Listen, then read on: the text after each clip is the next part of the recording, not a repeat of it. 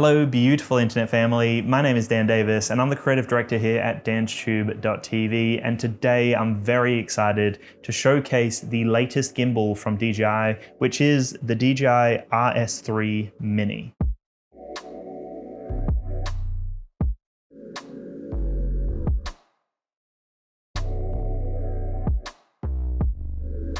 As the name implies, this is a mini unit, but that doesn't mean that it's not a mighty unit. Now, I know that sounds corny, but honestly, it's crazy to see the technology that has advanced in the gimbal space. I remember some of the earlier gimbals that I was testing out, they were extremely heavy, awkward to set up, and just a whole process. So it is such a privilege to be able to use one of the latest products on the market, the latest gimbal on the market from DJI, but one of the most reliable systems on the market, because obviously as technology advances, as people companies learn how to make things better, it just becomes a lot more enjoyable for the user. So now I find that gimbals have hit a point where they are amazing to use for really anyone. And as long as you get the balance point right up here, and as long as the camera is set up and you've made sure that it's tuned in so that the motors know exactly the weight and what's happening on the actual camera plate at the top there, then you're gonna be able to get some insanely smooth shots with not much effort at all. This here is the Ronin SC, and I actually will have a full gimbal buyer's guide on the channel very soon, but I'm gonna be comparing these two gimbals as well as another gimbal. So just looking at the Ronin SC, just briefly for this video here, you can see there is quite a big size difference. And when it comes to weight, you're gonna notice the weight difference when you're holding these two, especially if you're using a gimbal all day. Like if you're a videographer, if you're doing this as a job, then that decrease in weight is actually a major benefit for a lot of people. The Ronin SC is still an amazing unit and it does have some benefits to it as well, but just have a look at the size difference here. It's quite impressive what they've been able to do with this tiny little gimbal here. The RS3 Mini is extremely light. It weighs under 1 kilogram. It's 800 grams, in fact, where the Ronin SC, which I showed you here, this is 1.1 kilograms. So you are getting a decrease in weight here. And like I said, that is a major benefit if you're using this guy all the time.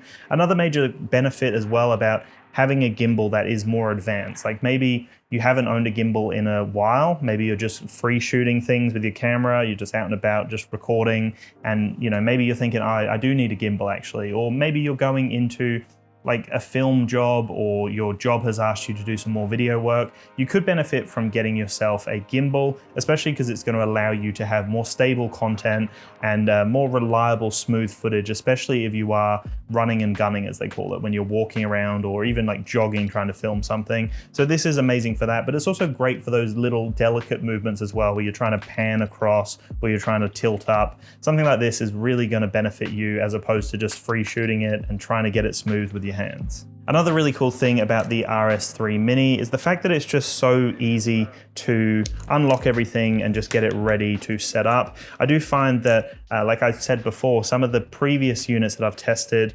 from other gimbal companies, I find that it does take a little bit of getting used to finding that balance point. I do find that with the RS3 Mini though, it is very easy to find that balance point, and the actual release mechanism up here is quite easy. It's got a dual release mechanism, so you kind of clip that across and then you push the button, which will allow you to kind of release it from here. So nice and easy to just get it out. And the fact that it is such a simple system is nice, because a lot of other gimbal systems can be quite awkward. You have to have multiple plates on, you have to adjust everything quite drastically. So to have something like this is very nice. You can see that with the previous setup we had when we had the A7S III on this unit here, the way that we actually had to set it up, this arm here is unable to sit nicely. It doesn't sit flush along here like some other gimbals can do if they are larger. So having more of a compact design, you will find that you might not be able to get it in the right locking position, but having it off to the side a little bit isn't a major problem for a lot of people. But just keep that in mind, because it is a minier unit, a smaller unit, the motors are obviously going to be a little smaller and it's a little bit more compact. So that means that this arm here, you might find yourself having to kind of click it off at a weird angle like this, but not a major problem. I did ask my friend Eamon to help me out with this video. He's a videographer and does video work daily, so he uses a gimbal all the time. So I thought, perfect person to ask how this performs and kind of what his thoughts are. So we're gonna go into those thoughts very soon, but do definitely check out his channel. It's just Eamon Bebendorf. I'll have a link below in the description. Him and I also have a podcast which is called Meta Minds, so also check that out as well if you're looking for some mindset content. That will also be linked below. Before we go over to Eamon's thoughts, I just thought I would cover a few other things that I've noticed. I'm not like a professional gimbal user. Normally I've got like a tripod set up, but like I said, I've tested a bunch in the past and they are like lower end gimbals. I've tested some high end gimbals, but because of the technology advancing so much and to be able to create something this compact that's still powerful, it was exciting for me to test this out. And I found that the weight was something I loved, because I did remember that when I was recording with previous gimbals, it would be a lot, you know, like it weighs a lot with a camera on top and it can be a little awkward to film all day. I didn't have that issue with this guy though, because it's so light and compact. I felt that it was such a tight kind of design in the sense that everything's so close proximity, like you don't have big arms coming over here. It's like nice and tight. The camera system sits right in the middle, and I found that the kind of center of gravity with everything was perfectly set up with this system. We're now going to jump over to Eamon, and he's going to give us his thoughts on the RS3 Mini. So he is a real estate videographer. He uses a gimbal every day pretty much. So he's the perfect person to ask what it's like to use a smaller system, if there are any trade-offs, and if he thinks it's right for certain workflows out there. So we'll jump over to Eamon now, and I'll be back very soon. Hey creators, Eamon here, and today we're testing out the RS3 Mini. Now Dan has chosen me to kind of test out this gimbal because I shoot real estate videos for a living. I've shot a few thousand of them before and I've used several different gimbals, mostly DJI stuff. So I suppose I'm qualified to kind of give you my feedback on whether or not this is kind of a good gimbal for you and how it compares to other gimbals in the DJI series. So we're shooting on the A7S III here today, and I've been shooting on that camera for quite a while. I actually shoot Blackmagic now, which is why I have to use the bigger gimbal. So we've just tested it out a little bit. I've grabbed a couple of shots and I'll give you some of my feedback on how I feel about it.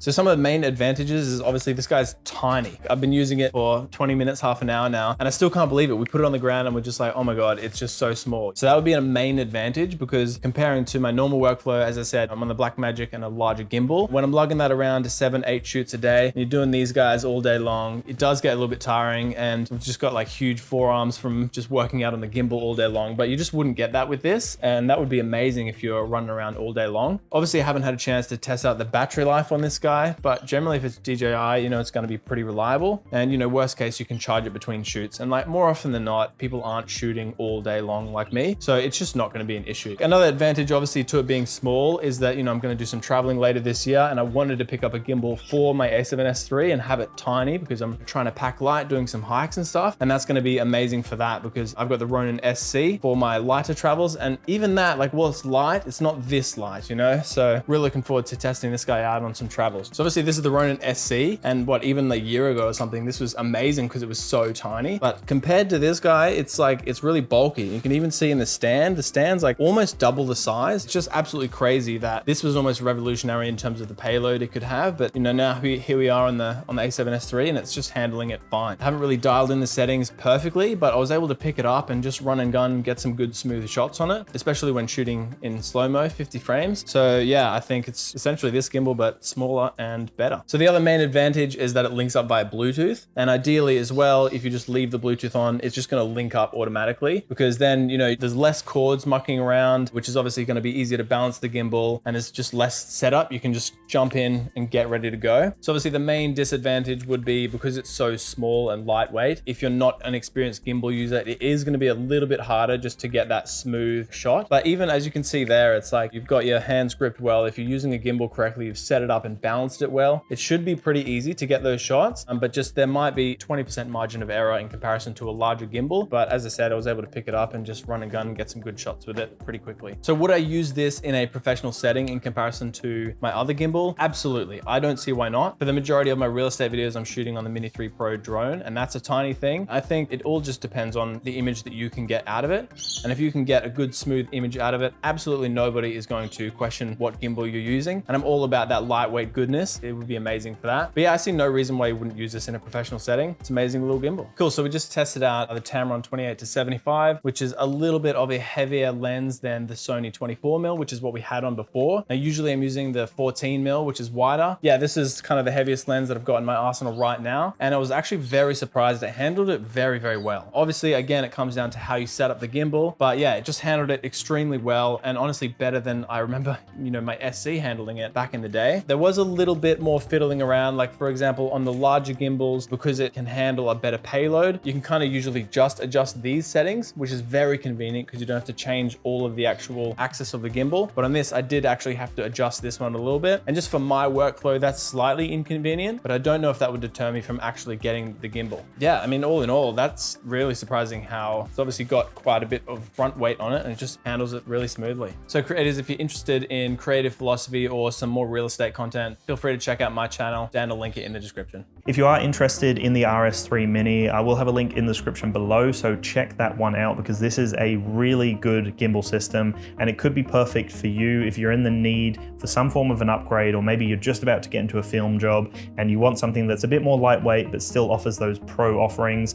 Check this guy out because the RS3 Mini is top notch. The RS3 Mini does actually have a 1.4-inch display on the front here, and this actually does make it a lot easier to use a gimbal. You don't have to worry about connecting it up to an application. You can benefit from connecting it to the Ronin app, and there's a bunch of other features that you can access through there, including the option to actually control the gimbal from your phone remotely, which is a really cool feature for a lot of people. But I found that just using the screen itself was enough for most situations. I could change all the gimbal modes through the screen. I could change some basic settings through the screen. It wasn't overwhelming, like there aren't too many settings. It's a very basic kind of menu interface, but it gives you everything you need for running and gunning. Like changing a mode as you're on a shoot is nice and easy. You don't have to worry about getting out your phone, connecting and going from there. It just does everything straight through the screen. And I found that all the buttons were very responsive and worked nicely.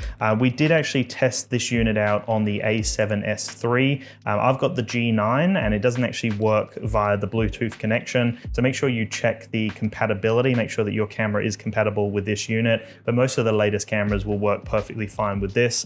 Because this is like a pre-release product and the firmware is probably going to be updated very soon. The connection, the compatibility with the A7S3 wasn't perfectly there. I found that this dial wheel on the back here wasn't able to adjust some of the settings that we needed. It seemed to work and then it didn't work, so I feel like that's maybe more of a firmware-based issue, and that will definitely be fixed very soon. But the record button on the front here worked perfectly fine with the Bluetooth, and we did occasionally get that dial wheel working on the back there, but I can't wait to see that fully set up, ready to go. The trigger on the back is also another great feature to use with a gimbal. Pressing and holding that to lock out the point. So as you're moving, you're getting smooth footage regardless of what your hand's doing. That's always a nice thing with these gimbal units. And I found that the G9, even though it's a relatively heavy camera, this system here was able to handle it with ease. And with gimbals, they pretty much just serve a purpose of stabilizing your footage. There's nothing too complicated about a gimbal, but if it does the job right, then it's a fantastic gimbal, right? Because its whole purpose is making sure that as you're moving, you're getting smooth footage so that you don't get that awkward movement that you would if you're just holding a camera system. So in the sense that that's its main purpose, its main functionality, this guy is perfect, right? Like it's a gimbal system that works really well. The footage is stable and it's reliable every single time. Nice and easy to set up, lightweight design, and you have a bunch of different options in there. And especially having that screen on the front is definitely a nice feature because, if we look at the Ronin SC here, you don't have a screen, so you have to connect it up to your phone if you want to see some of the other features. You can use the mode button, but you have to know what different modes you're in. So having like a visual aid on the front here is a nice addition. We did test the wired connection as well when you connect it to the Ronin and then directly into the camera, which for our case was the A7S3. And we found that that worked a lot better with the dial wheel, and we were able to adjust the ISO and aperture and a few other settings with that dial wheel. But also the dial wheel allows you to adjust certain settings with the camera as well. So that means that you can literally have the two hands, like one down the bottom here, and as you're moving, you can use that dial wheel to then start looking up, for example. So that means you've got one less thing to worry about in the sense of you're not having to move and look up. you can really focus on using that dial wheel to get the nice smooth movements. So I found that that was a really good setup and something that worked great with the RS3 Mini. The RS3 Mini also supports vertical shooting. So with all of the TikTok content, the Instagram Reels and YouTube Shorts and all the other vertical videos that we're seeing all over the web right now, you can do that natively with this unit here. You don't have to add anything or change anything. You can just set it up in vertical mode and just start shooting vertical videos with a gimbal system. That's a really nice addition here because some gimbal systems don't actually allow you to shoot vertical video and you have to have like different attachments or it just won't work with certain gimbal systems. So that's a really nice addition here, something to mention if you actually care about vertical content. This could be another reason why you would want a system like this. The RS3 Mini also features the 3rd generation Ronin series stabilization algorithm. So what that means is that it's one of the more stable gimbals on the market, especially from DJI. Like if we were to look at the Ronin SC, for example, that is the 1st generation stabilization algorithm or stabilization system, whatever you want to call it. But with the RS3 Mini, it's the 3rd generation. So theoretically, it's going to be smoother content, smoother footage for you. That's not saying that the Ronin SC isn't good because it still captures smooth footage for you. But in a mini system like this, to have that advanced stabilization and to actually decrease the weight, have more of a compact design and still capture like smooth content, if not better content, then this guy really has it all. The RS3 Mini is a great gimbal system and it could be an awesome upgrade for people out there that maybe have a previous version and they're finding that it's too heavy or it's just not good enough for your needs. This could be perfect because it has a lot of those pro features in a tiny form factor. It's so lightweight, it's actually unbelievable. Anyway, beautiful internet family, thank you so much for watching this video. I would love your thoughts in the comments below. What do you think of the RS3 Mini? Is this something that you would consider? Have you used any other gimbals in the past? I'd love your thoughts in the comments below. And remember to go and show Eamon some support on his channel, as well as check out the MetaMinds podcast and show us some love on whatever platform you listen to your podcasts on. We are on pretty much everything, so check them out, show us some love, and I'll chat to you in the next video. Thank you so much for watching, and peace out.